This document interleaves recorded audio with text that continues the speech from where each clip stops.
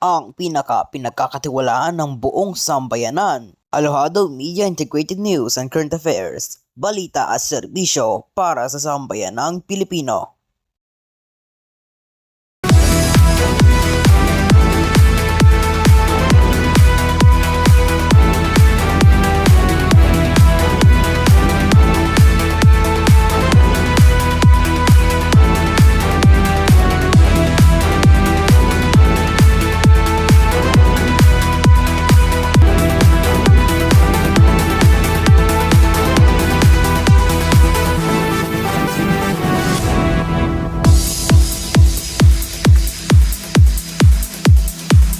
Magandang gabi Pilipinas!